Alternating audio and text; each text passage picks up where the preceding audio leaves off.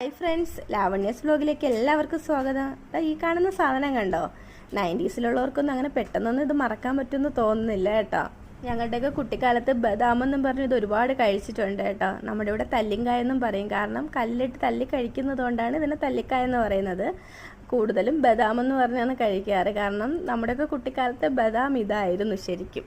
നമ്മൾ സ്കൂൾ വിട്ട് വരുമ്പോഴത്തേന് ഇത് വഴിയോരത്ത് ഒരുപാട് വീണ് കിടക്കും. അപ്പം ഞാനും എൻ്റെ ഫ്രണ്ട്സും എല്ലാവരും കൂടി ഇത് പറക്കും കേട്ടോ. കാരണം ഫ്രണ്ട്സിൻ്റെ കൂടെ അവരുടെ സഹോദരങ്ങളൊക്കെ ഉണ്ടാവും, അപ്പോൾ അവരെപ്പോഴും അടി കൂടിയാണ് പറക്കാറ്. എനിക്ക് പിന്നെ സഹോദരങ്ങളൊന്നും ഇല്ലാത്തതുകൊണ്ട് എനിക്ക് പിന്നെ അടി കൂടേണ്ട ആവശ്യമൊന്നുമില്ല. കിട്ടുന്ന കയ്യിൽ അങ്ങ് അവർ പോകുന്ന വഴിക്ക് ഒരു കല്ലും കൂടെ എടുക്കും കേട്ടോ, വീട്ടിൽ ചെന്ന ഉടനെ തല്ലി കഴിക്കാനായിട്ട്. ഞാൻ ഈ പറക്കുന്ന സ്പീഡൊന്നും ഇത് തല്ലി കഴിക്കാനായിട്ട് കാണിക്കാറില്ല. ചെന്ന ഉടനെ ഏതെങ്കിലും ഒരു മൂലയ്ക്ക് കൊണ്ടുവന്നങ്ങ് ഇടും.